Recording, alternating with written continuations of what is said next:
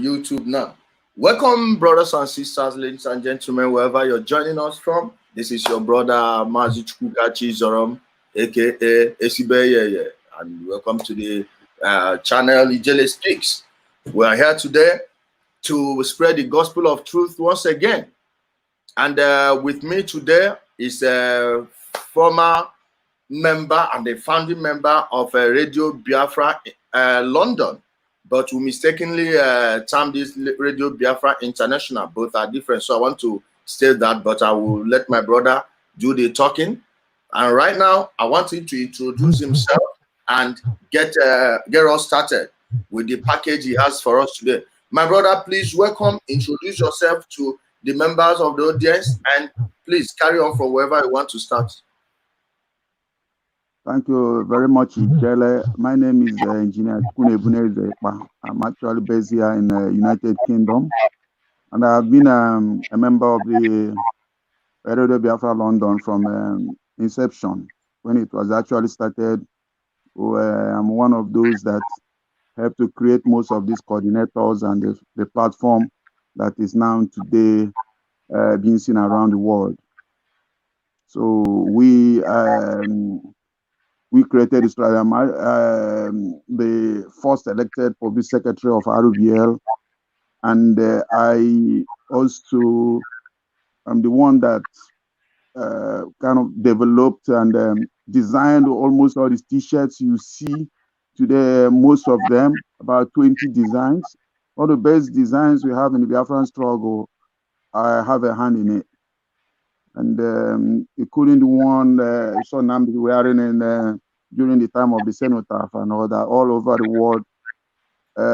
I helped to design them personally.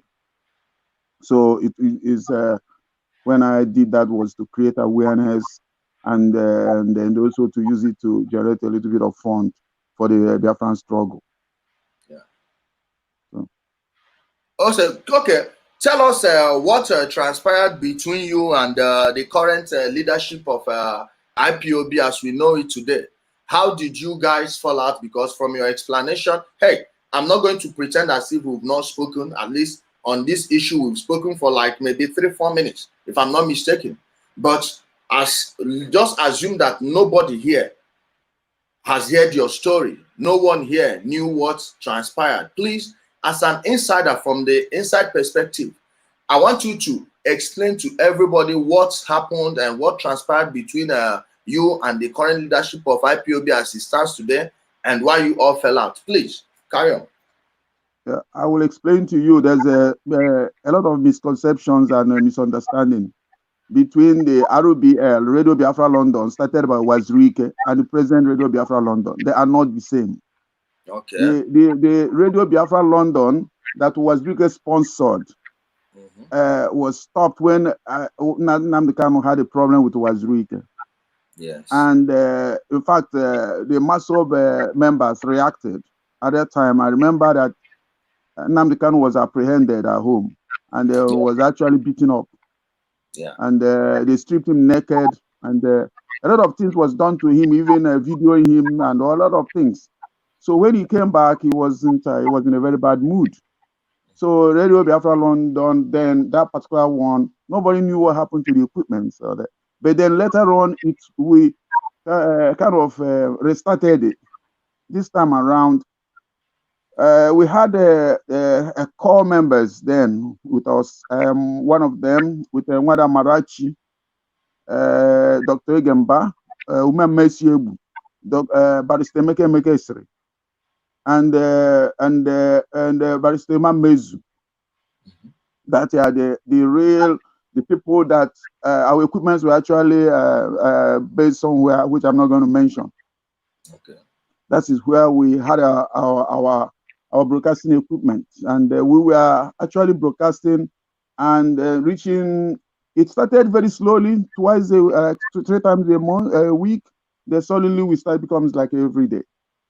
So we created all the structures you see today, those coordinators, and wherever you call, you said, okay, where are you calling from? You said, I'm calling from either Australia or you're calling from Malaysia or Indonesia. We said, okay, can you coordinate that area? So that's how we created this present structure that Nnamdi Kanu hijacked. So Nnamdi Kanu did not create that alone.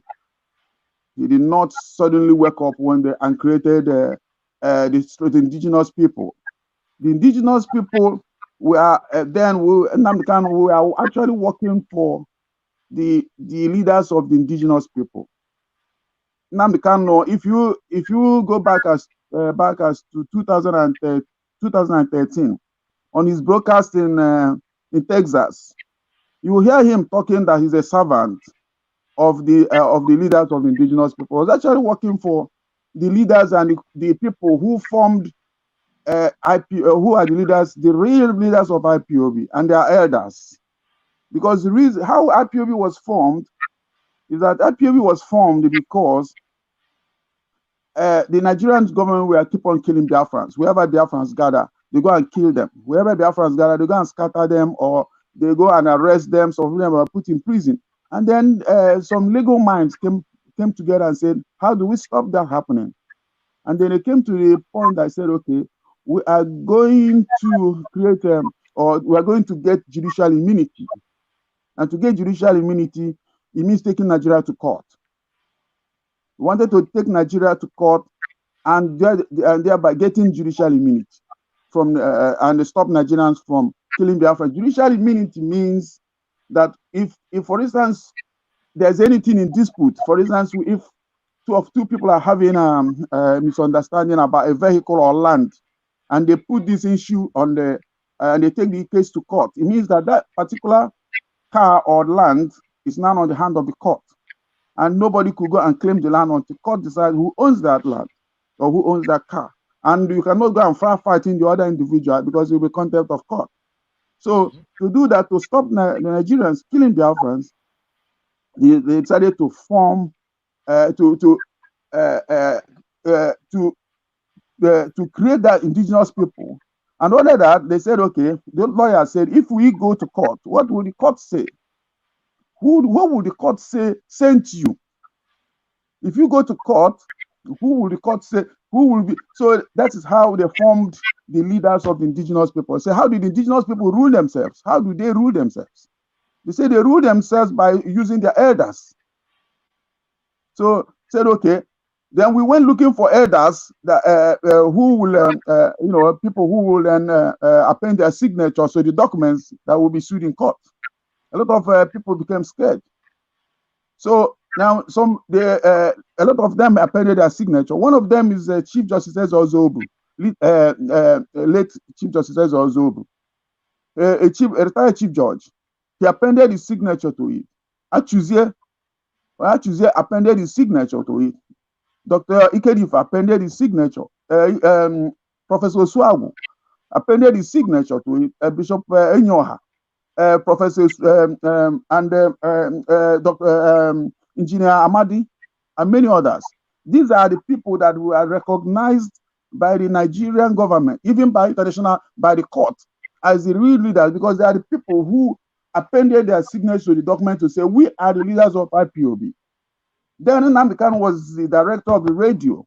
He wasn't a leader of indigenous people. He wasn't recognized by Nigerian court. If you remember what happened when he sued Nigerian government to court at the ECOWAS court, that was in 2000 and I think this happened. I think it's on the 3rd of March 2016 or something like that. Okay. So that particular, they went to ECOWAS court. The ECOWAS court rejected, and when he was claiming $800 million. Mm-hmm. So the court rejected that.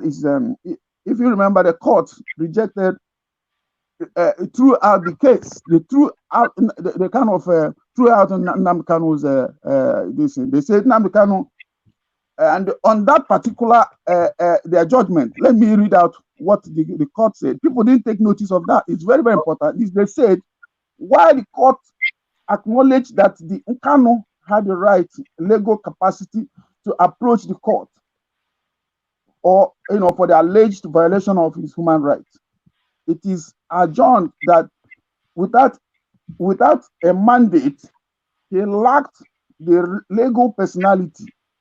Without a mandate, he lacked the legal personality to represent IPOB before the court.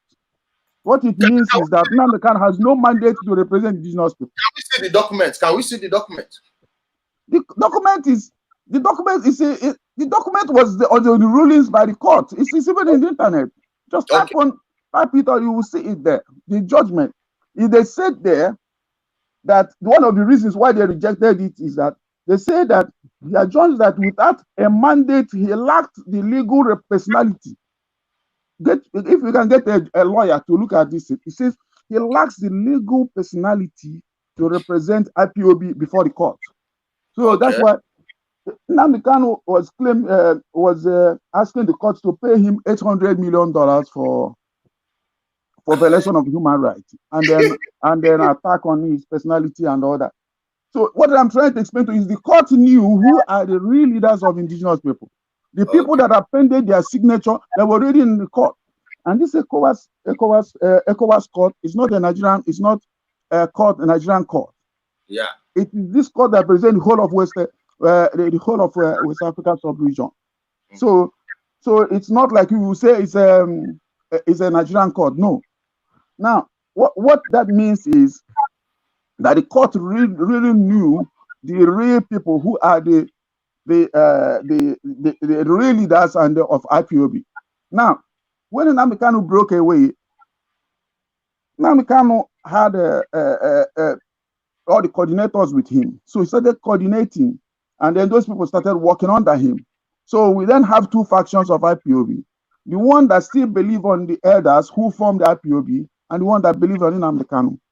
So now have two.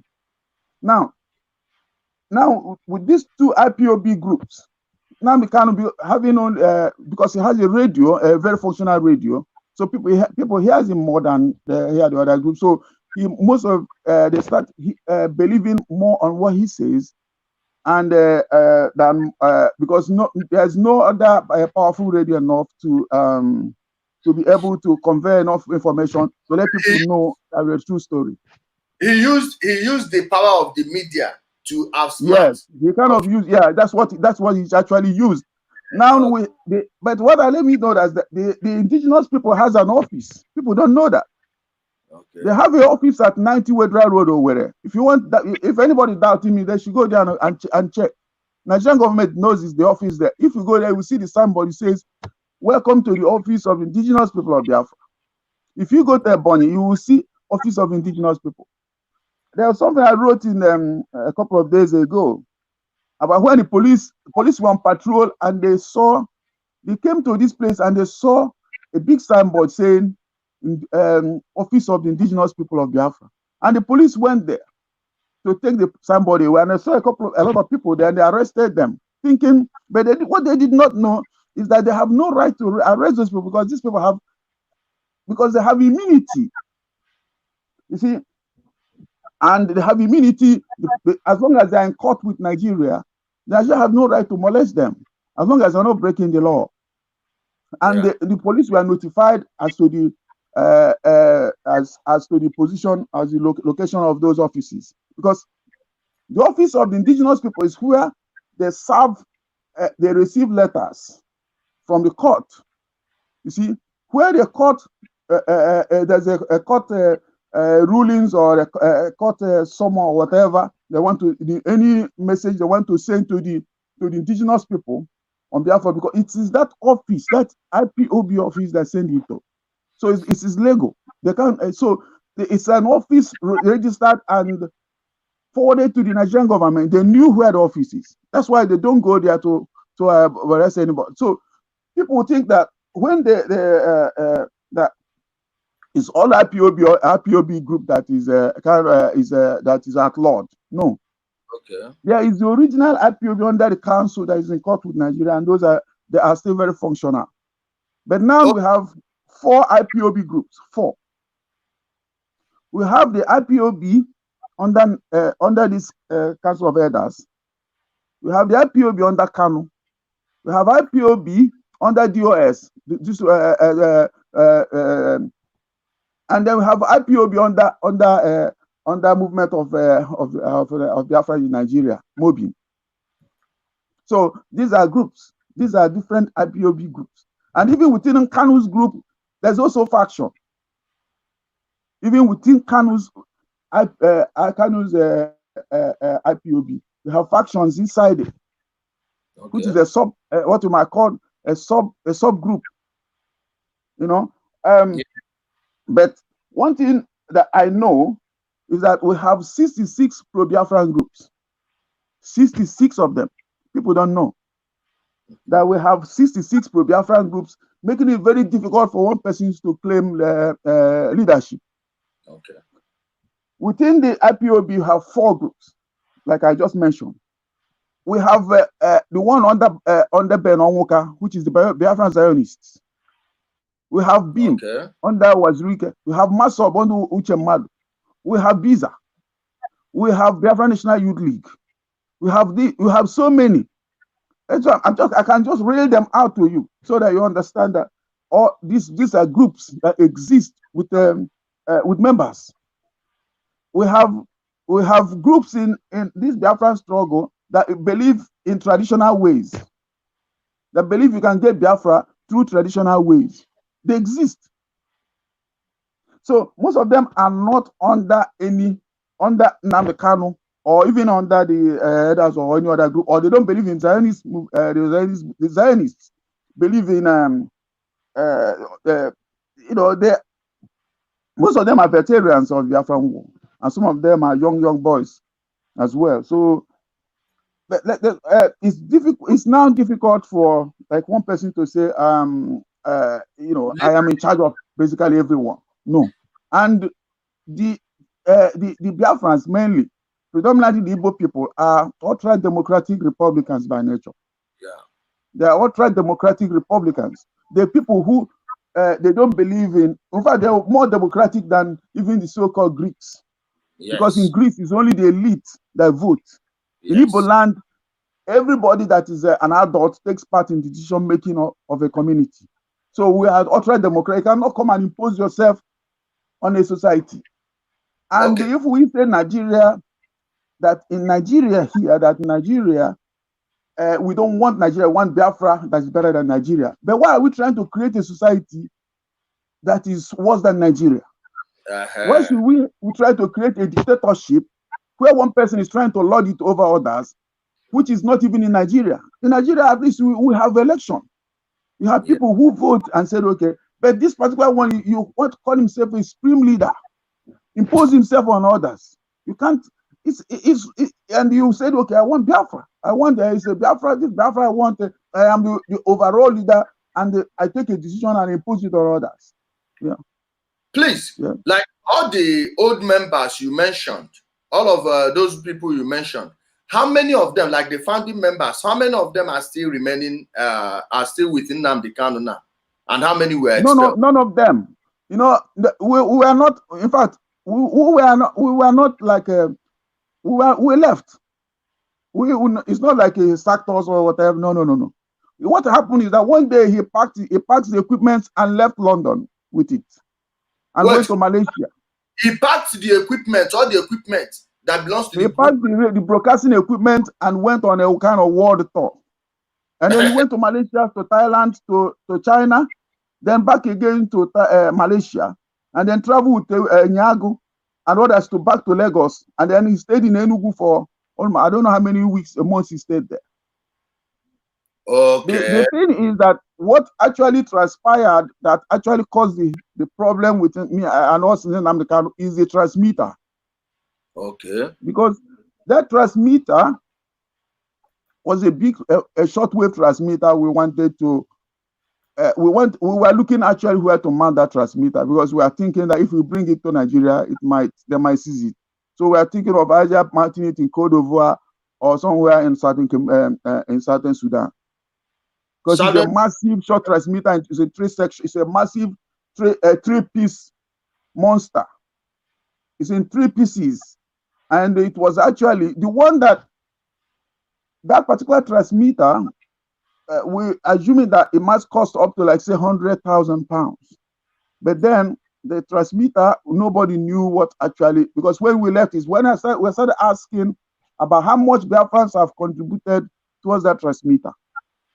Because the radio to the station is held by one man. And it's the man that has that actually talks to people phone and is one that picks the call and is one that tells people the account where they need to put in the money. So and we don't actually know, although Mara Malachi was elected as a financial secretary, but she doesn't seem to know how much we have in the account. That's why we started asking. I said, how much do we have in the account? People have contributed, because one day they will say, you helped, you are the one who are asking us to donate money. So now how much you people have embezzled our money? So that's why we started asking questions on time. We said, how much have they contributed so far? But nobody's not willing to tell us. So I had to write a letter. I wrote a letter to Barrister Maker to summon him, and that's how he then decided to leave London with those equipments. And that's how we continued up to today. Wait, because you people had a financial secretary, but she doesn't see the money. She doesn't know how much was contributed. Nothing at all. No, because how it happened is that we have an account where the money is being paid to. Then, although we elected her, but then she wasn't. The money is being paid. Like for instance, people all over the world are paying the money straight into the account there. So she doesn't have access to the bank statement. And because so the financial secretary has no access to the statement of account. No. What happened is that it wasn't even in existence. I was even the one that actually forced them to hold their election, to even have the structure that actually, if not, it wasn't existing before. Oh, that was the main structure before the current command and control. Yeah. The structure that was then I said no, we cannot continue, because we need to know have somebody who is doing publicity work, somebody who is the treasurer, somebody who is financial secretary, somebody who is the secretary, and things like that. So that is how we then had the election, and I was elected as a public secretary. Please, where is the transmitter right now? Where is it? Well, he did not wait. By the time he left, he has not bought the transmitter. So we went. If you go to the Facebook and you look, you will see IPOB Facebook page. It was the oldest IPOB Facebook page ever. It was created. I was one who opened it. It's not even under Kano. The IPOB Facebook page, the one that is not under it's not the oldest IPOB Facebook page. It's under. If you go there and check, it was opened around 6 years ago. Oh, before opened this current Mazin Nnamdi Kanu. It's not the one that is a later one they opened later on, like 2-3 years ago. But the main IPOB Facebook page, even his members were confused about it. They don't know. They don't know that this Facebook page is not. Sometimes they send in a very send in some very what am I called information that they're not supposed to send. They don't know they're sending it to me. They will think they're sending it to Kano, but they're sending it to me, because what they didn't know is that this IPOB Facebook page was actually under the custodians or people who created the IPOB, who were the owners of IPOB or the leaders of IPOB. Okay, no wonder when he's broadcasting, he will tell them, "My people, I am only broadcasting on Mazin Nnamdi Kanu, and all our other pages, every other page is controlled by the zoo." So that was what he meant. He doesn't want the yeah, because the IPOB even before Nnamdi Kanu, they went and registered this IPOB thing. This Ethiopia has already been in existence. Okay. Because see, I went to see in 2013 December. I went to go and see the elders at Owerri, and then I told them that this Nnamdi has made away with our mouthpiece, that we're in trouble, because when we were broadcasting with Nnamdi, we were the one controlling him. He wasn't doing what he's doing today. Okay. Because what happened is that we were controlling what we tell the public and what we want them to hear and how we want them to hear it. So if somebody's trying to deviate to say them, no, go this way, go that way. It was after he left, then there's nobody to actually control what he says. Okay. He became like a loose cannon. And I knew that. That's why I went to see the elders. I met them. I met Achuzie there. I saw Achuzie. I saw Bishop Enyoha. I saw Professor Swago. And all these council of elders were there. And after explaining everything to them, Ikedi Ife told me, Dr. Ikedi Ife, late Dr. Ikedi Ife, some of them, including Debo Ojukwu.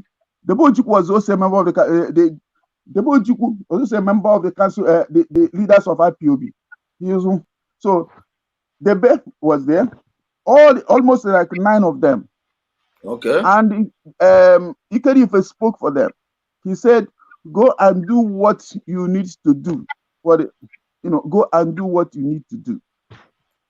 So that is why I even despite if I tell you how much they have used to try to suppress what we have been doing since 2013, you won't believe it. It wasn't easy working without like anybody supporting what you are trying to hear what you are saying. We try to create another alternative platform, but with the kind of money they have, it wasn't easy because these people just mobilize people to kind of suppress your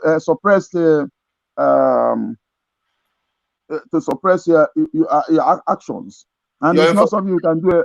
Anyone can do alone. Let me tell you, my brother. See, what he is using against you people is 5G Yahoo network, and you know, most of you are businessmen, people who have what they are doing, people who are gainfully employed. Unlike Nnamdi Kanu, who has no other job than to spend his whole life online, who've never held down any good job other than the time they said he was a taxi driver. So he is employing a tactic that you people are not familiar with. Most of you are millennials. Sorry, not millennials, boomers. And boomers are always busy with their businesses, manufacturing things, making things. Meanwhile, people like Nnamdi Kanu, who is a late boomer, but a pure 419er, fraudster, natural pure fraudster distilled to its essence. Like 100%. When they say this is 96% alcohol, Nnamdi Kanu is 100% fraudster. He was using tactics you people don't understand. And now, one thing you will know is this. They have many fake accounts, just like the people commenting here now. He has a lot of fake accounts. And when he went to Malaysia, mind you, Malaysia is a hub for internet fraudster. And the entire Asian continent, when you go to the entire Asian continent, most of our people there are into business. But when you are talking about people that take internet scam as their full-time job, you find them in Malaysia. And I believe that was when he learned how to get all these fake accounts, because he's a moron anyway. He relies on people to do things for him. And I remember, were there a time he wanted to make the Malaysian guys the head of Ipob in USA? Like I heard. Were you familiar with that story then? I know that Enyago was made coordinator of coordinators. Okay. Enyago. He was made coordinator of coordinator, and he kind of traveled with another guy called Okezie, and Rita and Borgo and some other, and so many of them. So that was when they were working together during the time of the cenotaph. They were trying to build the cenotaph. You mean the cenotaph that we haven't seen till today? Well, I don't know much because I don't know much about what transpired around that cenotaph thing. But what I know is that Nnamdi Kanu, they collected quite a lot of money, almost around 40 million. Wait, but I don't know what happened to the money. Of around 2012, 13, right? It's around 2014. 2014, 2014, 15, something like that. I can't remember exactly, but it's around that time. He was saying that if you contribute 1 million, your name will be written with gold. If you contribute 500,000, your name will be written with silver. But if you contribute anything less, then your name will be written with bronze. So we were saying, okay, what kind of this thing they go. Later on, we heard that they built this in the boss cement, and they tried to build an eagle, killing a snake. So and the woman came, as they said, a woman came and destroyed what they have built, and then that was the end of the cenotaph, and nobody has anything again about it. Let me tell you the story you didn't get on that cenotaph. Yeah, according to the story, I think if please, if you're there, please text me, call me. Let me tell us in the comment section. I heard that the woman that donated the land for that cenotaph later found out that the criminal wanted to convert the property into his own personal property. Then she went and bulldozed the whole thing. Now the whole money for the cenotaph, mind you, the 40,000 naira, 40 million naira of 2013-14 is like 100 million naira of today.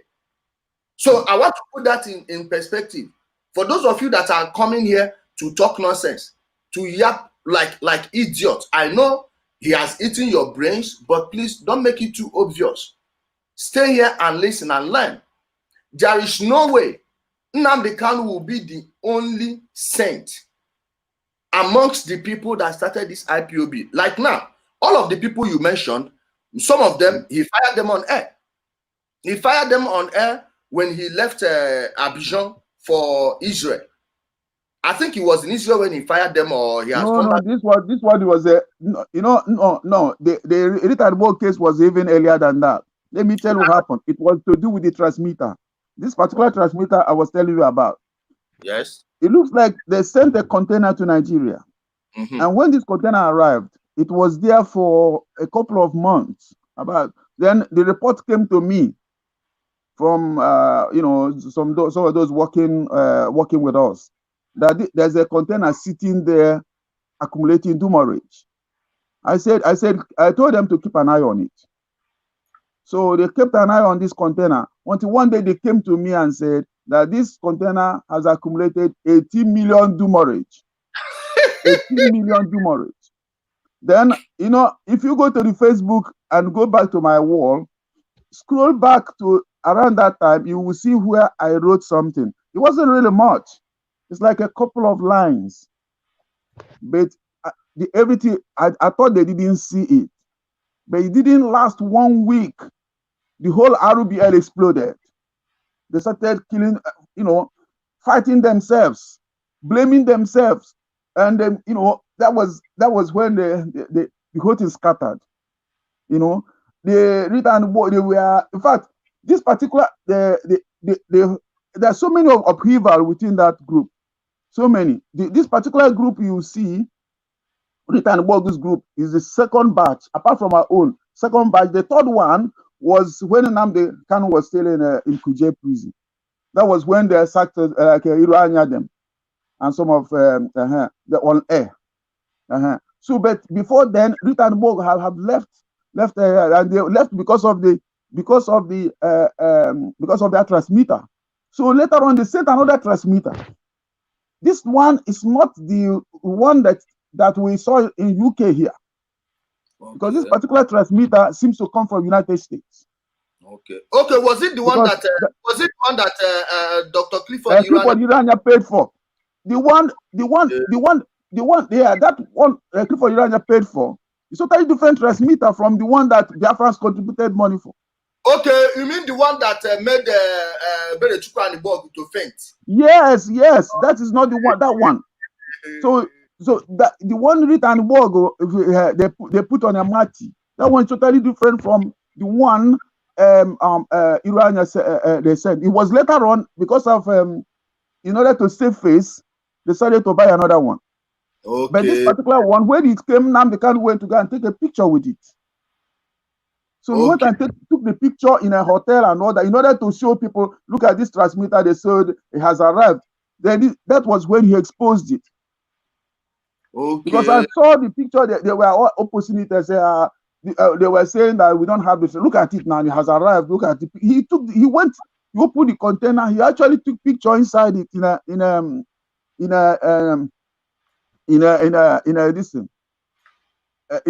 kind of a hotel, or the place is.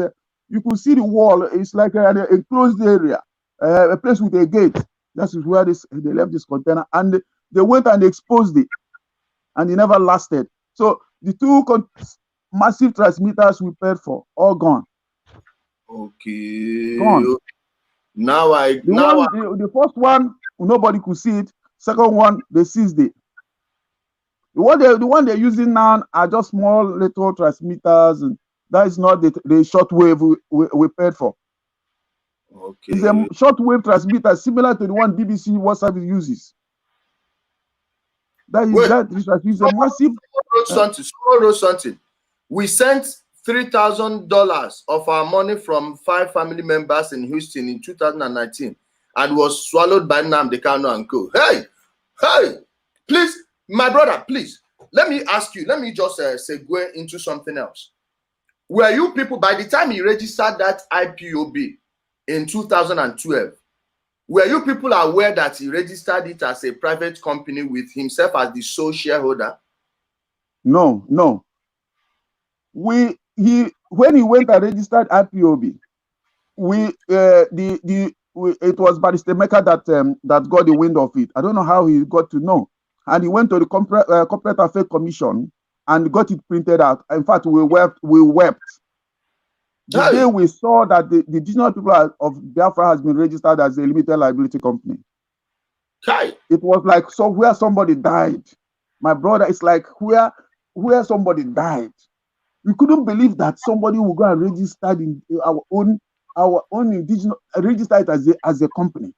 As a personal company. I'm telling you, it's like where if you could hear a pin drop at the meeting. That meeting we were holding that meeting somewhere in a city road somewhere around near Liverpool Street.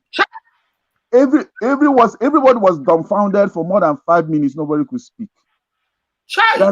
It's like and then we passed the paper around. Everyone looked at it. What? Hell. We were dumbfounded. How could somebody go to that extent of registering the indigenous people of Biafra as a business, as a company? Hi. You could register radio, but not go and register indigenous people as a company. Hell. And the finances. So we are not working with him then. We continue what we were doing, but now we were not working with him then. It was when he wanted to go and register it at the ECOSOC. Okay. Yeah. Okay. So you people, nobody was in the know when he went and registered. No. It was Barrister Mecca that actually that I had it from him, because he came to the meeting with those documents. I don't know how he got to know that these people registered it. I don't know how he did it. How he did it. I don't know who informed him. As a barrister, it's easy for him to access such a. Yeah, that he came in there with the documents. I said, look at what this guy's done. Look at what I'm seeing. We said, what is this? And then we looked at the document and we couldn't believe our eyes that he has gone to register the indigenous people as a company. And we keep on telling people, look, this indigenous, this thing you people are following is a limited liability company. That is a company. The people don't understand what a company means. They think it's but they don't know that it's a company, is a legal something. Any money you contribute it belongs to that company. It doesn't. It's up to the company to account for it. You cannot hold this is responsible for whatever happens, because that's why sometimes say if a company accrues debt and all that, yes. So it's the particular company that is assumed to have accrued that. This is not the individual responsible. So what it is that if you look at if you go to the company, if you type in now IPOB registered in UK. You will see it come up. You will notice that now they have like 4 directors there. One of them is not even a Biafran. One of them is a lady. I don't even know. I think it's either it's Yati or something. Yati. No, that one at a point in 2017. At a point, she was the sole director of IPOB. The Zimbabwe. This woman, I don't know who. We don't even know who that woman is. I don't know. She's not a Biafran, and she's not even a Nigerian. Let me see. I don't know. I don't know why he's in charge of the the director. Maybe I don't know the reason. Maybe the people who put her there knew the reason why they put her there. But what I know is that that lady is not a Biafra. Number one. Number two is that if you look at the money on that account, it was £200. Yes. For the whole 2019, £200. Do you believe? Is it believable that the whole IPOB collecting money in the whole world only had £200 in the account in 2019? It's there. And I think it's got £11 left in it, that account. Oh, man. It's there. You just type in, you will see the whole thing. You don't even where in the world, you can access it. Yes, I've seen it myself. I've watched it. I have it on my page. I have it here. Yeah, it totally baffled me as to the whole money they are contributing is only £200 the IPOB contributed the whole world in 1 year. £200. Chai. Is it possible? Chai, this guy is really a con bastard. This guy is really a con bastard. Believe me, because I saw it myself. I went through it. Then my problem is this.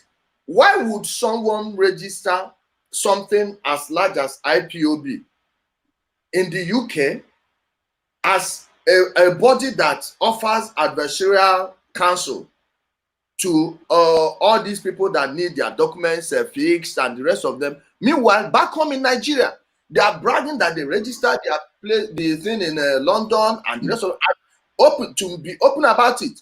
I myself, very soon, I'm going to check what they registered their organization as in Turkey. Let me say it openly now. IPOB people that have been threatening what they will do to their father, you better do it fast, because very soon I am going to the Turkish Corporate Affairs Commission to see what they registered it as and how much they put there. And I don't know how the UK law works, because at the end of the day, I have a personal case against them. As the organization, they'll be making a terroristic threat against me, towards me. They'll be doing. I don't know. I think it's maybe all the money that contributed is not actually going into that account. Maybe it's going to another account that it's not registered. It's not the account that they use it for auditing. Okay. That is probably why. Because there's no way it will be £200. One individual I know gave more than that. Ha! Man, that's so shameful. That is so shameful. Please, there was a name I saw there on one of the other documents. That one was also a director. I think she was a director for 1 year. Then the other Zimbabwean. They say she's a South African lady, Sophia Carlo. Do you know who she is? I don't know where Sophia Kano. Maybe there might be a relative of Kano. I know that Uchemefo is there. Kano is there. Kano there. 4 of them I know. I don't know if any other directors there. According to the documents I saw online, that is the present directors as of 2019. Oh, so all this is not hidden. It's just that some people don't want to do a little bit of research. But if they said okay, that's what they have there, it doesn't concern me, as long as they are what actually pains me or makes me do what I'm doing is that it affects me indirectly, in that whatever they're doing is actually sending the wrong message to the wrong to the right people. For instance, the way they insult people on the web, it gives the impression that the Biafrans are unruly people, that people that have the patience to insult people at a drop of a hat. So if you want to make friends, you have to know how be diplomatic in your approach and where you relate. Yes. The way you relate to, the way you relate with people, and the way you relate with nations. That is how you make friends. You don't have to insult them to make them your friend. You don't have to insult people to make them or to convert them. You argue with them. You tell them the importance of what you are doing and why they should listen to you. You don't need to start insulting them and making them to actually turn against you. So the approach is totally counterproductive to the Biafran project. And those their leaders are not calling them to order. They're not telling them, look, this is not how our elders brought us up. We are not brought up to be taught. You are the one. You are the one not getting it.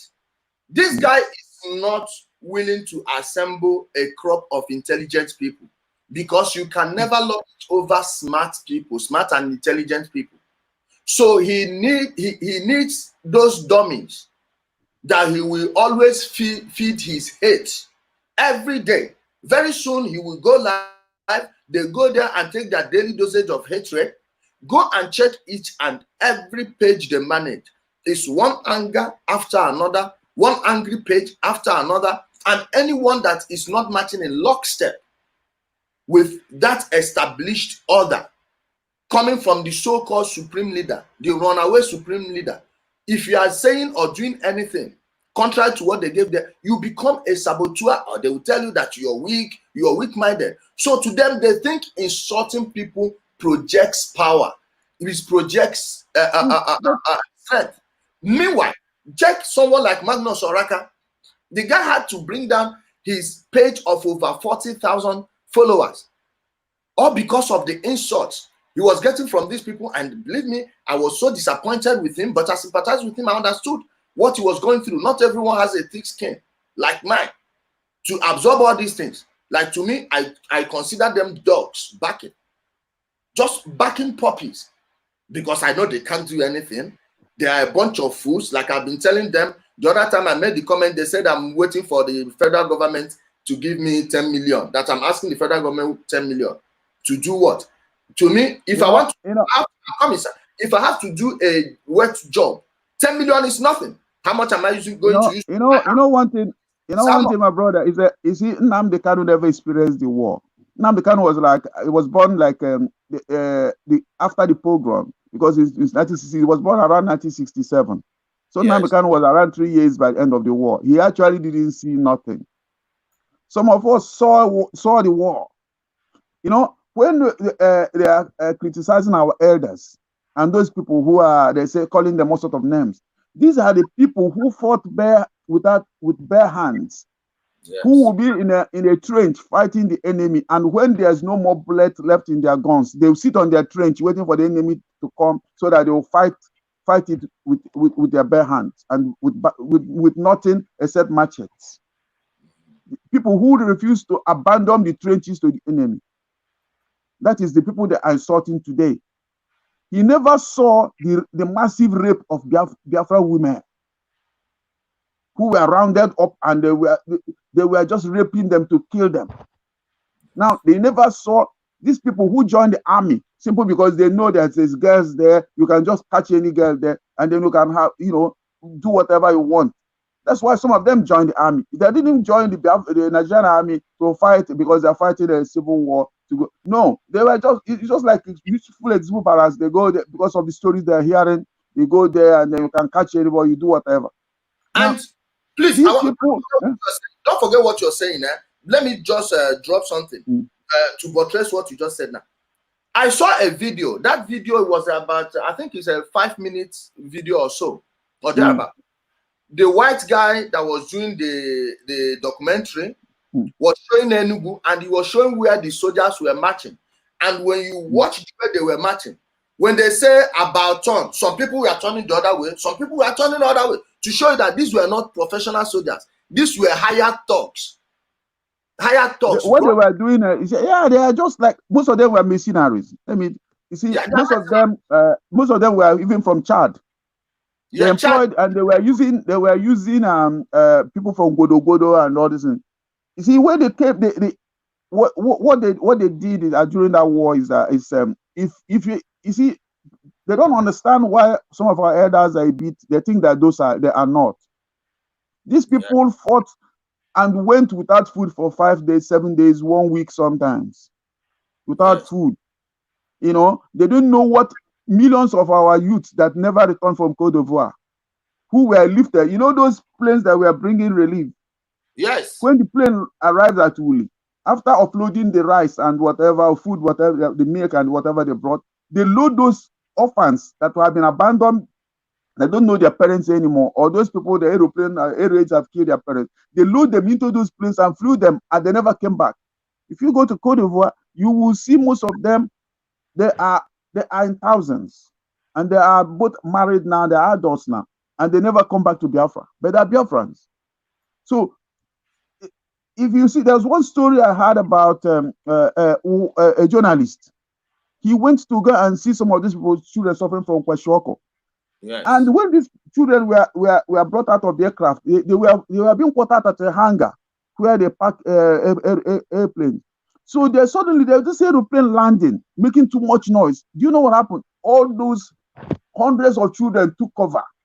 Even though they were in Côte d'Ivoire, the sound of the aeroplane made them take cover. Yes. Because they now see the sound of aeroplane as a sign of death. No, it's the shock because they witnessed the shock and the trauma. So what happened is our elders and all these people being criticized today fought with nothing. And sometimes we should give them respect. And there's a certain way we were supposed to talk to them, you know, because 1966 and 2000 are not the same. Yes. And they tried their best, because if it's not because of them, we could be overwhelmed, and most of them wouldn't have been alive today. Of course. So it was them that actually made them give us respect. Of course, because the British actually had a plan of exterminating everyone over there. Believe me, if they had exactly. You see, they were using our oil, buying arms, giving it to them to actually use it to kill the people who own the resources. But the thing is that we're supposed to understand that that these people are not they are not after our own welfare, and then we're supposed to think of ways of actually forging ahead and making sure that such a thing don't repeat itself. But we can't hate ourselves more than we hate the enemy. Of course. We can't hate ourselves, because it looks like we hate ourselves more than we hate the enemy. Okay. We can't find most of the energy of these boys now insulting people are channeled towards their own brothers, their own sisters, their own elders, more than they are channeling it towards the people killing the Biafrans. For instance, I've never seen a single all these boys apprehend one single headsman. Have you ever had or seen a picture where they apprehended one single headman? Let me tell you, sometimes those killings are being carried out by IPOB people. No joke, no kidding. Then when they see where there is a murder, any murder in the bush is by Fulani herdsmen. And let me tell you why he is always doing that. Because by selling the people fear, they will not ask him what the solution will be. And the solution is always donate money. We need money for arms. He was planning it this time around. And if you notice, ever since I started following him, stories about herdsmen stopped. No one saw any herdsman again. No one saw any killing. And that is their tactic. Many people from Nigeria right now, as I'm talking to you, are beginning to speak up. If I tell you the secrets I'm harboring, I want to be giving them one after the other. I'm going to start bringing in some of the former coordinators in Nigeria. The people they have a war with, like you said, they have warring factions amongst them. It's true. And most of them are still being tied by the fake oath they went and took at Arochukwu. According to them, I wasn't there when they went and took the oath, but many people have confided in me secretly. They've confided in me that they took the oath. And that's what has been tying them down from coming out to speak up. Meanwhile, so many people are gradually coming out to speak. So that it is no longer a case of whether this guy is running a criminal organization or not. It is he is running a criminal organization, and he is using it to destabilize the politics of Igbo land. making sure that the people who are paying him, hey, I'm going to go out on a limb and say it, PDP, the members of the PDP in the southeast of Nigeria are responsible for this. Not just Femi Fani Kayode, although he's from the southwest. All the people around in our region, they are using just to make sure they paint APC. Hey, I'm not a member of APC. And like I always tell my friends, do not vote along party lines. You vote the people you think that will work for you, whether PDP, APC, or the rest. No one owns your vote. They have to work for it. But this guy, he is working for these people. There's a reason you don't see him criticize the governor of Abia State. Why? The guy is giving him access to the commissioner of police in Abia State. True fact. Someone watching here, Doris, please confirm again. If you have any problem with his brother, Emmanuel Kanu, they will be boasting with it that you can't do anything as long as Abia State is concerned, they own the police. So I don't know how someone will be fighting for Biafra and in the other way, you own the police and you are open about it. Blatant. They've, they've raided his hotel with the NDLEA. They've used DSS to arrest him. And how can someone who is saying he's fighting for freedom be doing all these things? But that is by the way. Now, before I let you go, before I let IPOB people to come and ask you questions, because I wouldn't want you to go here without them asking you questions. Lastly, currently in the UK, how is the structure like? Like, what are you people doing? Not just, I'm not saying doing to counteract them, like having a physical combat with them. Is there anything you people are doing through the government of the United Kingdom to probe the accounts and the activities of the IPOB guys? The one that is being led by Nnamdi Kanu. Is there anything you people are doing? Well, you see, we the UK has, you know, they blamed us a lot. They said that you didn't do this, you didn't do that, but they forgot that we were the people that started alerting them to the danger. The documents are there. The letter I wrote to summon him to ask him questions are there as far back as 2013. So we asked questions. We called him for a meeting. He refused to come. So you know what he's actually doing is they said, okay, it cannot be only the job of the people in the United Kingdom, because it's actually, if actually we have to, it has to be a joint effort. I remember that we've made efforts, even when his father was there, Nnamdi Kanu's father. We sent people to his father to ask him to talk to his son, and then he wasn't. His father wasn't happy about that. He said that we were jealous of his son. No, I know his father. Even in their community, they know the father. I saw the voice note. I saw the voice note one sister sent to the father, or a record of a call between the sister and Nnamdi Kanu's parents. The mother was actually begging the sister, but the father, the way he carelessly answered, I got more time and I will know how we do it. You know, this is politics. And I'm like, what manner of man talks this way? So I'm not surprised by what Nnamdi Kanu is doing. His older it was the people that went this thing are not small kids, you know. It was part of them. Was Ikpa was one of them. So they are not that, they are really top notch. The people that went to see the dad. So the thing is this: it's not that anybody is against him.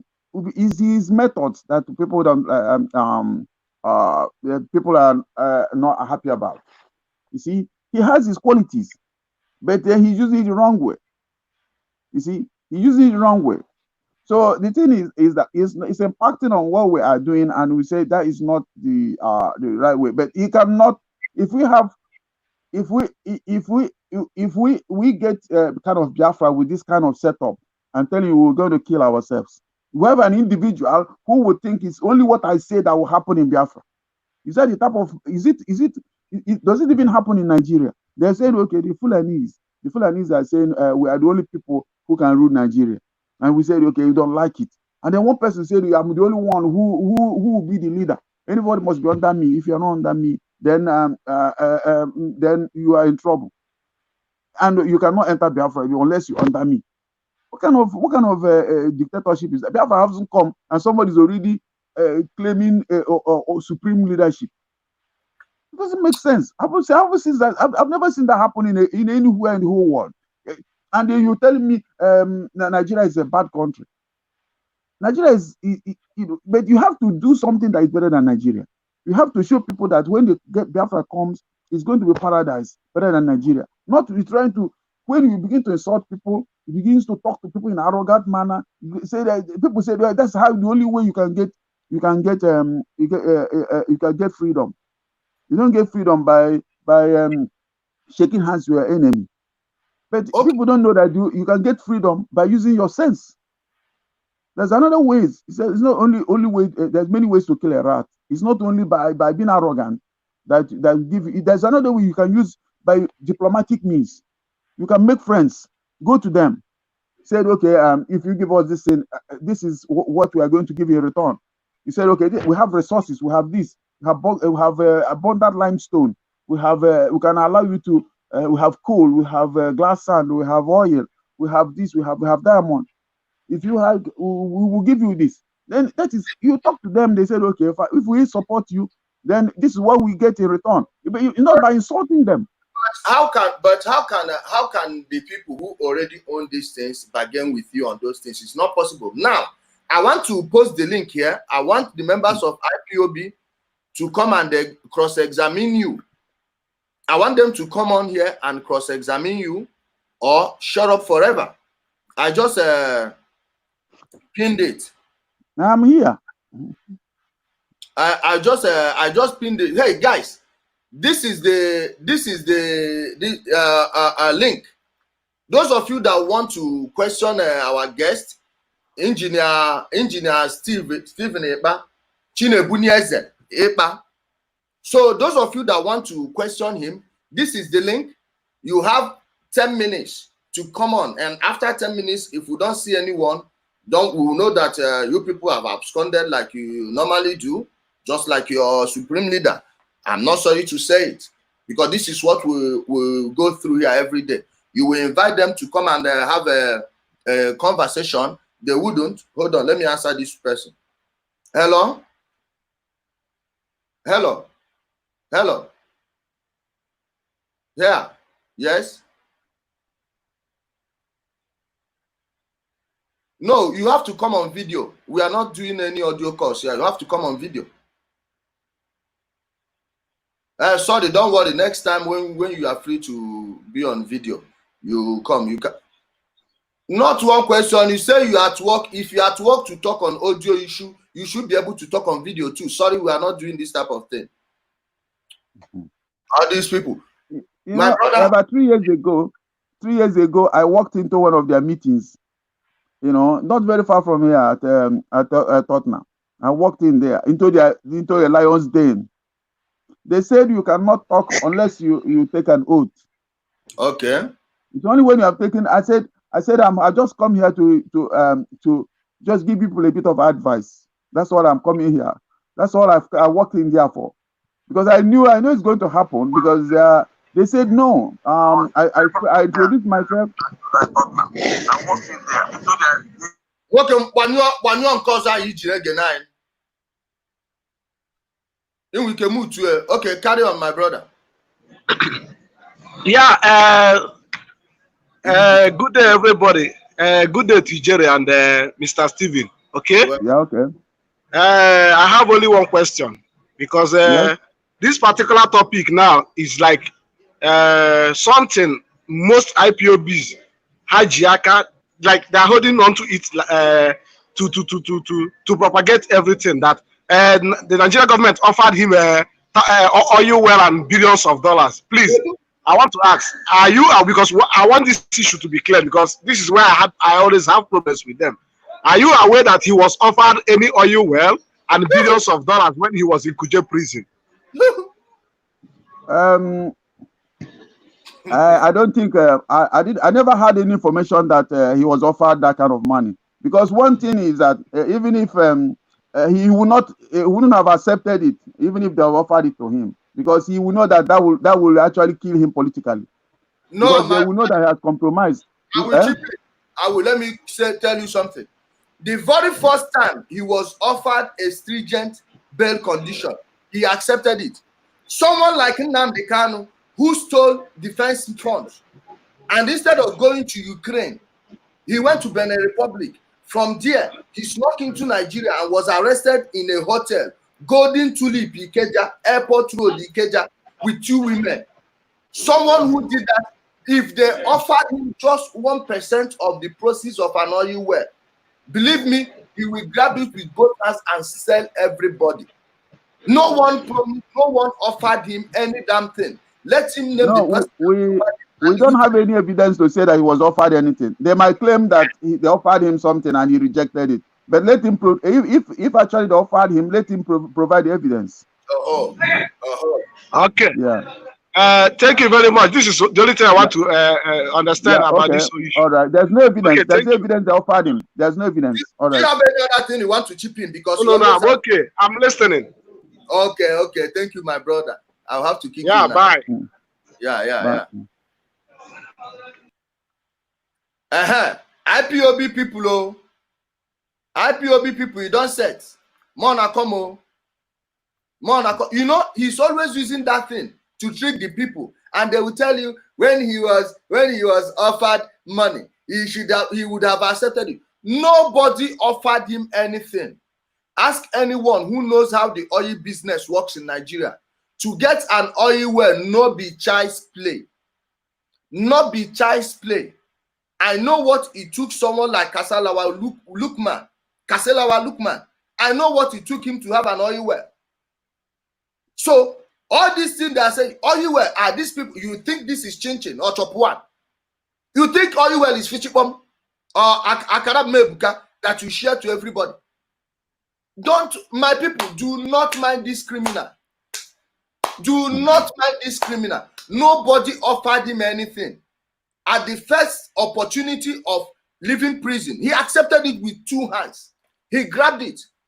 That he has been looking for an escape route. That was why he was drawing the attention of the government to himself. And they scared him with this python dance. He ran away. He was looking for an excuse. Someone is saying, how do I come in? You copy the link. See the link here. Let me put the link again. See the link. Use the link. That guy can lie now. Nnamdi Kanu can lie. That guy can lie. See the link, my people. Use the link and come on. Nobody offered that idiot anything. That coward. If they had offered him even 1 tanker of petrol, he would take. 1 tanker of petroleum product, he will take, even kerosene. The cheapest, he will grab it with both hands. Nobody offer. Ask yourself, how can this guy, who can never be trusted with a dime, be offered an oil well and you keep quiet? IPOB noisemakers, IPOB chakapums, IPOB Umuayabas, please come now and ask this man this question. Please come here and ask this one. This one said, Ijele, you have a mental illness. Please. You know, you people always accuse people of what you are doing. Nnamdi Kanu's elder brother, the one who was supposed to be the first son, died as a madman.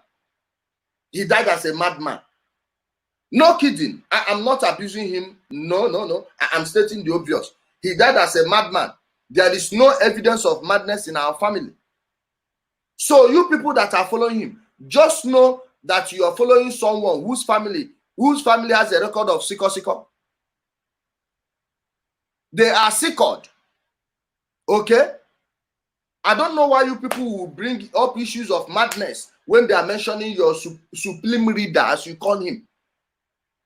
When you know that madness runs in his family. I am not accusing him of if it's a lie. Please let him come and say it.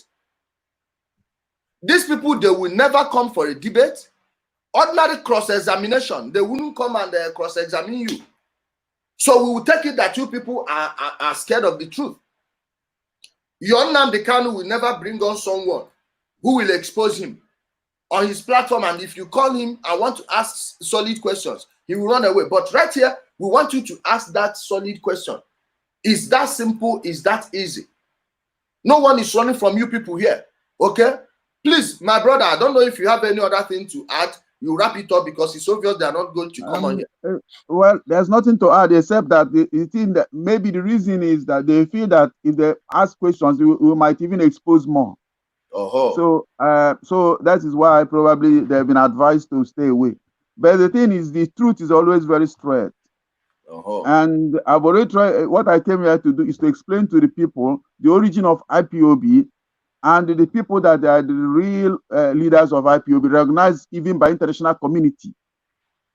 The international community knows the leaders of IPOB. That's why even on that, you see, they told him that this person, they told him, look, they said that without a mandate, you lack the legal personality to represent IPOB before the court. Yes. You see, they told him that he doesn't have the legal personality.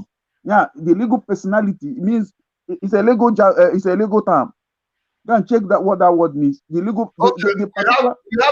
We have someone in the studio. Let's bring him on. Okay. Hello. Yeah. Welcome to the program. Yeah, my name is Mr. Don. I'm calling from Ipob. Please, okay. my question goes like this. I know that my question is going to go this way. I know that all this propaganda Nnamdi Kanu is doing, he's not the one that is going to bring Biafra for us. Understand? So all this propaganda he's making, eating some money.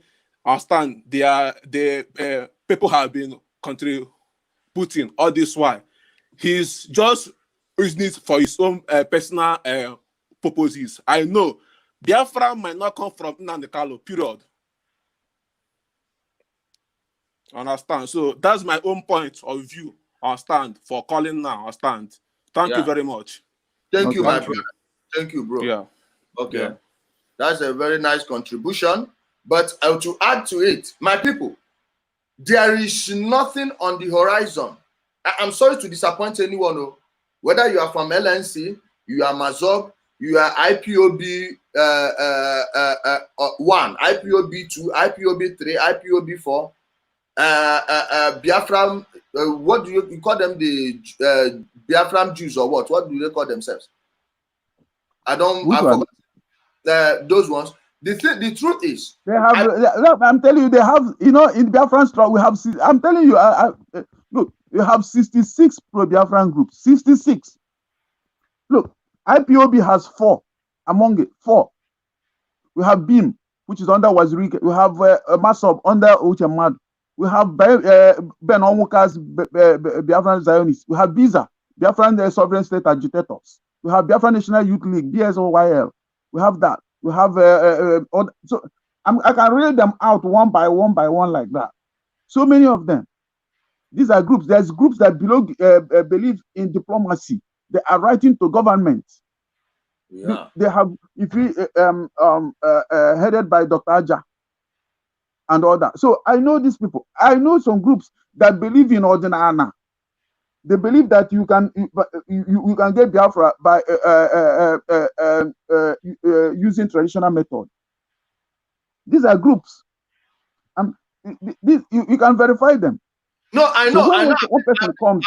I've been seeing them, but the most active, I can tell you who I will for sure tell you they have something they are going to do that are serious, which I think will only end up in thorough restructuring of Nigeria. The members of LNC, then the soldiers of justice, those guys. Yeah, that's one of the lower Niger, the lower Niger under this. I'm telling you, if I bring the list now, you will be surprised. The one that is under this one, that's another lower Niger this thing. Lower Niger Congress.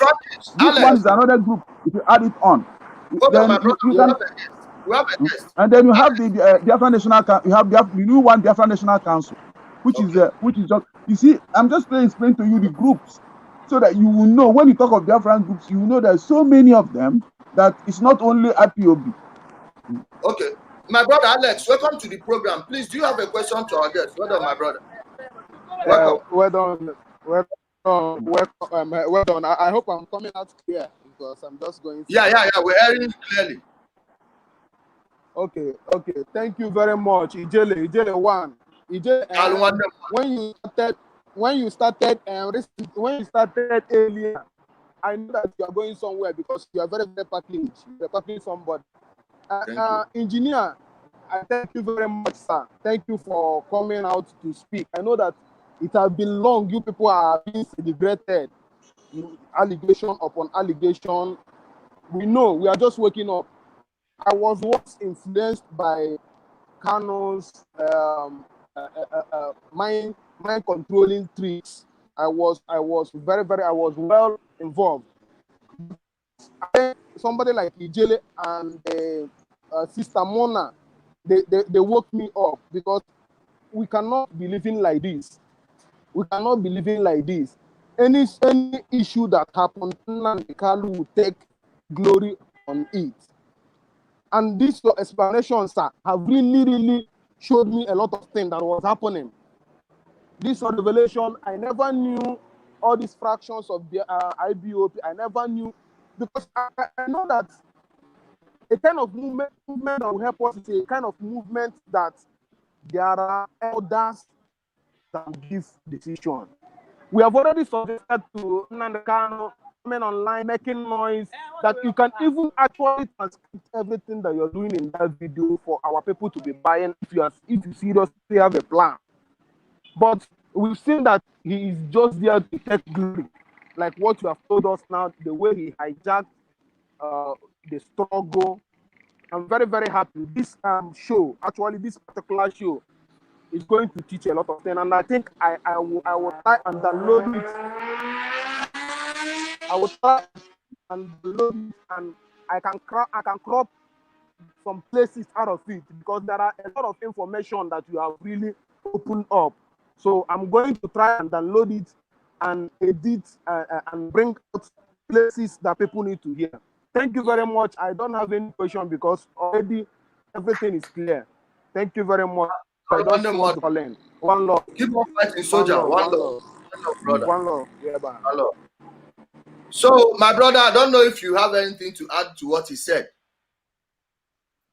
Well, the only thing I have to say is that we have to continue to educate our people so that they don't fall into the wrong hands, or they don't lose their life.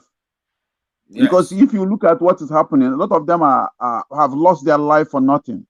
Yes. For no reason.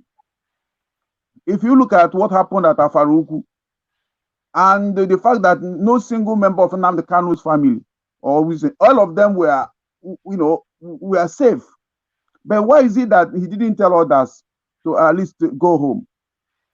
No, not that. Knowing fully well that this place is being surrounded and there might be storm. Until they killed 29 people in that compound. 29 people were murdered there, were killed inside the compound. Inside there. Had it been there, they were there and they said, okay, they were fighting and defending somebody that is there. But the people that they are supposed to be are not there. They were safe somewhere. Everybody, how comes those people were safe and those people, 29 of them got killed? I can't understand it. That is why it's. I feel that no life is better than another. Yes. No life is better than another. Yes. And let me tell you, the night that thing was happening, Uche Mefo and co, before it happened, they were telling that lady in US, okay? They were telling that lady in the US, Candy Stallworth, they were telling her to go in front of the White House and start making statements to act as if she's broken, told her what to do. The whole video is there on my page. You will see it. They were telling her to do this, pretend as if you are devastated, do not laugh, do not smile, tell them that the Nigerian government wants to send soldiers there. There are helicopters hovering around the place. That means they knew that the Python Dance 2 was coming. Yet, Uche Mefo was on air in the UK telling people to go to Afaruku and defend your leader. Go to Afaruku and defend your leader. My question is this. We all know how military operations work. Even in Nigeria, when the police are conducting any operation, and you know that bullets will be flying, Why would you even tell someone to go there? Let alone the Nigerian soldiers going to arrest a traitorous person who, by the way, has escaped. And Uche Mefon knew that he was no longer there and still sent people to go there. They killed, and you remember that girl they call Adak? Nnamdi Kanu was happening on every day. They killed after mentioning his dog, Jack, he said they killed my cousin, Adak. Actually, Adaku was not his cousin. Adaku's cousin came on my show and said it before everyone that Nnamdi Kanu's family, upon the money they raised in that girl's name, they did not give those people, I quote him now, 5 naira. Not even 5 naira did they give to the people. And what type of human being behaves like that? What type of human being behaves like that? You even mentioned, there was a footage that were filmed of some Biafrans that were made to be wallowing through mud, during that time. What happened is, you see, when somebody don't understand military strategy, he makes mistakes. When they had Operation Python Dance, they had military checkpoints everywhere. They knew that these people were coming from different sections, and they already studied and knew that these groups are based in different locations. And probably they might be going to Afaruku. So they set up military checkpoints. There were some people that never got there. They mobilized when they got to the first military checkpoints. They were all marched straight. They were in fact, they were so maltreated. Many of them lost their lives. Of course, because you see, they never even got halfway to Afaruku, talk less of getting there.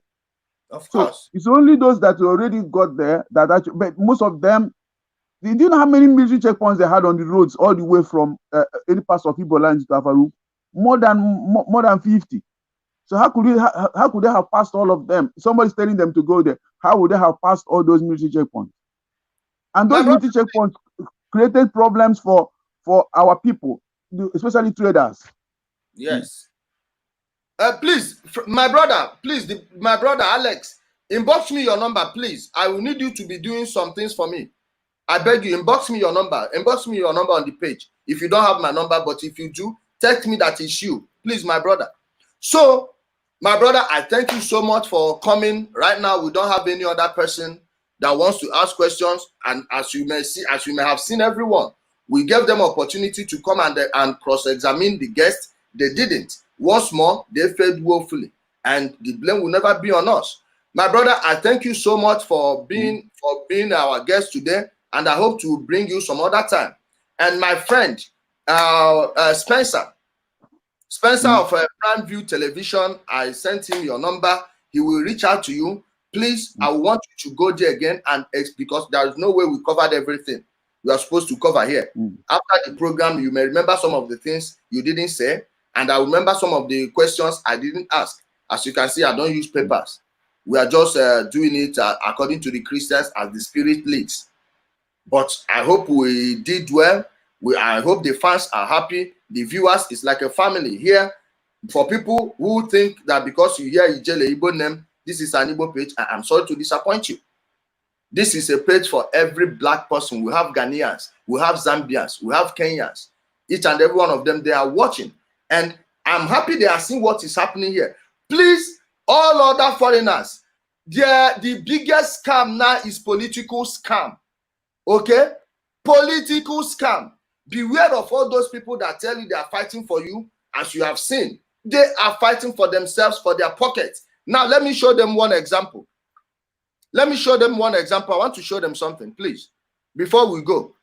These people are fighting for just their pockets. Do not go lose your lives for these people.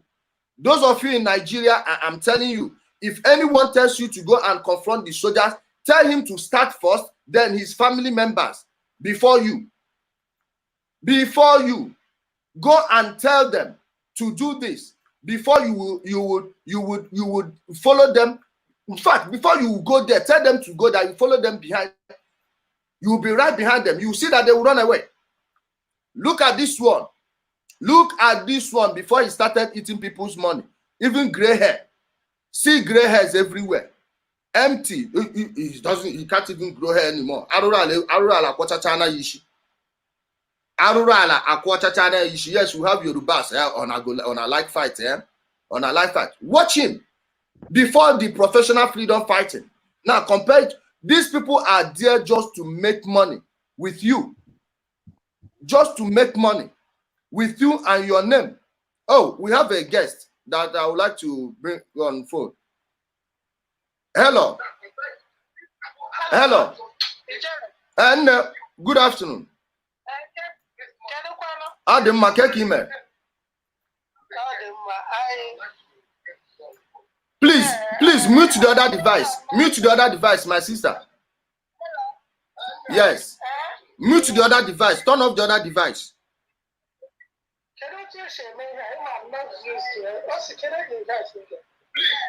Banyon cause on eku. Banyon cause on eku. Okay, hold on. Is it okay? Yes, it's okay now. Yeah, actually, you're doing a good job. Yeah.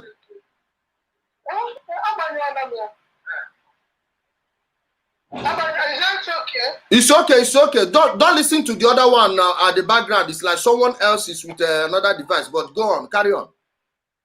Okay. Yes. Actually, you're doing a good work, which I admire. Yeah. There is one thing I have noticed in this struggle. Even the herdsmen killing and going about massacring, nobody has even challenged them in Nigeria. And nothing has been done about it. So, for all this thing, division in our people, I know everybody has his own strength. You have your own strength. Nandi and America and all those people, and even Chibunieze here, has his own strength too. But with a combined strength, we can defeat a common enemy, being this herdsmen that is invading our lands. And this is where I want to come in. No matter what has happened in the past, I think for us to come together and fight a common enemy, that is this herdsmen who are terrorizing people, killing people, and nobody is saying anything to them. And we are here every day, as if we are fighting ourselves instead of the enemies. But my brother, please, you have a very good strength, and you're a very powerful person on the media. So I would like to support everything you're doing in order that we fight this herdsmen that I'm afraid of. Everybody is afraid of. We don't have to live it, yes, in our own land. This is why I see people are supporting Nnamdi Kanu. Yes, we are supporting him because he is there talking and talking and talking. We don't have AK-47. The only thing this boy has is his mouth. Will everybody carry AK-47? So, my brother, I want you people to think how you people can defend us. Please. My sister, can I answer you? Can I answer you? Yes. Do you know that every so-called herdsman attack in our land that Nnamdi Kanu announced in the past 3 months has been proven to be false? The Reverend Father, they said the kid in Enugu was not killed by herdsmen. The girl in Uli was not killed by herdsmen. The one in Nimbudi was not killed by herdsmen. All of them. What this guy is doing, let me tell you, my sister, hold on, please. I'm not saying that there is no insecurity in Nigeria. There is insecurity in Nigeria, but what he is not as he's making it out to be. None of the ones he said since 3 months has been proven to be true. Now, let me tell you what he's doing. You can call people in Nigeria and verify. This killing that we're seeing, that is breaking my heart. No, it breaks my heart also. It breaks my heart also. But that is the job of the Kaduna State Governor and the presidency. The president has to do this. But what this guy is doing, he will pick up pictures of what happened elsewhere and bring it back home. Just watch the language he used now. That our enemies, who are those enemies?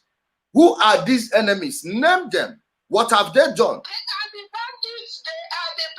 The herdsmen that is killing Christians. Are you not afraid that they can extend to our territory? My sister, yes, that one I am afraid. That's why I've been calling on our state governors to make sure they tighten security in our land. Like when Nnamdi Kanu came out from prison in 2017, I made a video and said that the next thing to do is drop the flag, forget about the Biafra issue. Let us use this energy and focus on securing our land, because I've seen what was at that time. I saw what was happening in Iraq.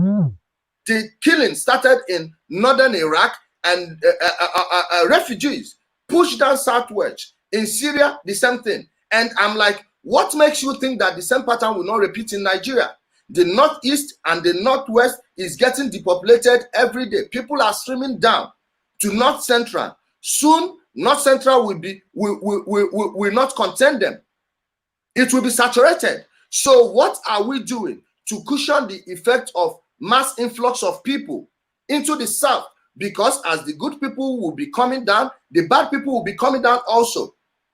They didn't take it. I never knew that he didn't take that path, because he has their defense fund, he has embezzled. And saying that openly will make the people ask him the whereabouts of the money. He didn't take it. And right now, how can we work together so that you have to cushion this effect of this herdsmen invading us? the governors, my sister, please, no herdsman is invading you. Nobody can invade the southeast. Please, my sister, let me tell you, even the Americans have not won an urban warfare with ragtags like Taliban and the rest of them in Iraq and Afghanistan. What makes you think that these people has the capacity? What makes you think they have the capacity to overwhelm the southeast? It is not happening. All these things are what I watched Syria, how they infiltrated the societies and start killing them. Of course. And this is what they are doing. And with this COVID, you saw them with the lorries and the trailers invading the southeast. Can I ask you a question? Yeah. Ever since the lockdown was lifted, have you seen anyone caught in a lorry? Have you seen any? The ones caught during the lockdown. Why didn't they be prosecuted? My sister, please. The people caught during the lockdown were not fighters. These were people who are stowaways. They were hiding in those places because the whole place is locked down. They were hiding in those places. So these people. Why would it be under the lockdown they use it to go down to southeast? My sister, please. Under the lockdown, many people from the south were equally moving to the north. This is now. Let me ask you one question. My sister. The head of army, police, navy, air force, they are all Hausa Fulanis, right? Yeah. Now, if they are sending fighters down south, what makes you think that there will be a police on the way to stop the fighters the same people sent? Then why can't we use Biafra to defend ourselves and say, okay, enough is enough? My sister, no, there is no invasion happening, please. If you go to Onitsha now, from 4 p.m., you will see lorries carrying, in those containers you will see 7 people, 8 people in one container. But now, go to Onitsha, you will see a big lorry. You will get more than 40, 50, 60, 70 people in it. What this guy was doing then, he will take a video of people captured who were breaking the lockdown rules, and he will be telling you that these people are invading us, they're invading us. It's a lie. It's a lie. There was no invasion happening, and there is no invasion happening now. These are people who are just economic migrants. This guy has put so much fear into you people. Okay, now let me ask you one question. Over the past 1 month, since I started attacking him, have you heard him made mention of a single herdsman attack or herdsman invasion? Have you seen it? Anyway, what I am saying is is you people work together for the defense of our land, and that's all. And all this division and all this, I haven't heard any Fulani upon all their bandits, Boko Haram, Boko this, Boko that, come to fight on the air. It's a lie, my sister. They are fighting, They are fighting, They are fighting against those people, They are fighting against those people, my sister. I'm telling you. Against themselves, I mean, fighting against themselves. They are. They are doing it. They are doing it. And mind you, most of them are not talking because they don't want to talk. There is what you call graveyard peace. There is peace in the graveyard, not because those people want to remain quiet. No, there is peace there because they can't make noise. Most of them are under bondage, and it is no hidden secret. It's no longer a secret that there is no freedom in the north compared to the south. We have the cultural, okay, our own freedom is cultural. These people are people who've lived under emirs, people who've mastered the art of colonialism and feudalism. From the Turks, from the Arabs, from the French, and now the British. They've mastered this over years. So when you are not hearing their voices, it's not because they are not resonant. I have a friend, Mubarak Bala. He's now in jail just for doing what? The Kano state governor ordered people to go and arrest him in Kaduna and bring him back. That is Gandola himself. Went there and arrested him.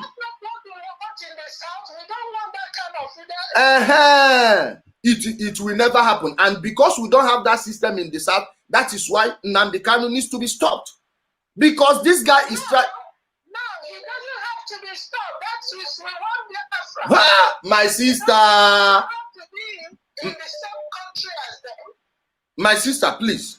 Nnamdi Kanu, what Nnamdi Kanu is doing now, if you give him power and weapons, he will be worse than Boko Haram. Do you know how many people they've killed? No kidding. No kidding. Do you know how many people they've killed? Do you know how many people they've intimidated? Many people can't speak right now. My sister, the thing is this. Before you talk about unity, you have to tell me what you are uniting under.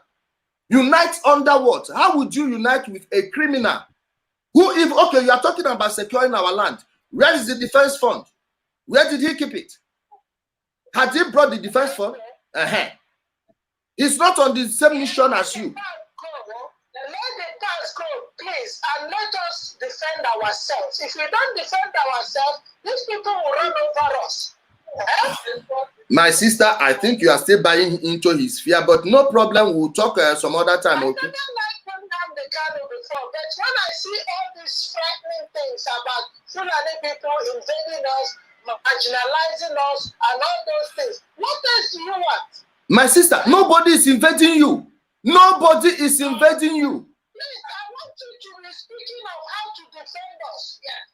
Thank you, my sister. To defend us or defend your land. I don't want tomorrow you become an enemy. Thank you, my sister. Thank you so much for your wonderful contribution. Hey. Okay, thank you. Okay, my sister. Defend us. If I look at me, no problem. No problem. You see, this guy has managed to sell our people fear. And the person that just called me is a member of the Chatham House. She's a member of the Chatham House in the UK. Imagine if someone like her could buy this fear, could buy into this fear. Now imagine what other people who are not well informed on these issues will be doing. You know, that is why we are doing what we are doing. Despite it's not easy, and they think they can intimidate us to actually give up what we are doing. And we know the danger of giving up. We can never give up. You know, people who know me will tell you, since I've been a lone ranger on this, you know, ask any of these IPOB hardcore people. They will tell you that about me. When I hold something, I don't let go until there is no. So myself, when I believe on something, I believe I'm on the right thing, and I believe we are saving lives. Believe me, what I've been doing have saved quite a lot of lives over the years, and I know that. So as long as I am doing what is right, I see This particular, I believe that if you are fighting for something, you fight for something that will benefit everyone, not only you or your group. Or if you look at what Hitler did, that's exactly what Nnamdi Kanu is mirroring. Yes. Exactly Hitler. Because when Hitler came, he formed what they call the Hitler Youth. Similar to what we have today. Similar to what we have this IPOB membership now. It was this Hitler Youth that actually metamorphosed into the dreaded SS. Yes. Which is the crack troopers, which he used to terrorize the whole of Europe. Yes. You know, and he took the whole world to stop him. So this attitude of being arrogant and irrogating your power that nobody has given to you, that is what we don't want. If we say we want Biafra, we want Biafra that is democratic, where everybody have a say, where we determine who your leader is, not a supreme leader that imposes himself on you and then get some people to intimidate you, even before Biafra comes. And then people say, wait, when Biafra comes, no. It's going to be worse because he will think I want who got Biafra, and because of that, you cannot even, if you don't have a say now that Biafra it's so close of when he has securities under him. This person is not somebody that, you see, if he wants to contest for any this and he's get voted, fine. My brother, that's okay by me. But what it is that he has to be democratic. You can't impose yourself on somebody and I'll fold my hand and watch you. No. Any person that is from the southeast and folds his hand and watch an individual impose himself on everyone without having a mandate, it is a wrong signal of what is to come. Yes, like what you said, to elaborate on it. Hitler had his Hitler Youth. Berlusconi had his brown shirts. The Bolsheviks and the people that instituted the Soviet Union had their young pioneers. Mao Zedong had his own young pioneers too, just like you have in North Korea. Nnamdi Kanu has his IPO pigs. So it's the same thing, the same pattern repeating itself. My people, on that note, I will have to bring this one to a glorious close. Thank you everyone on YouTube who joined us. Please give it a thumb up, and share it on Facebook and Twitter. Thank you guys on YouTube. I have to let you go now.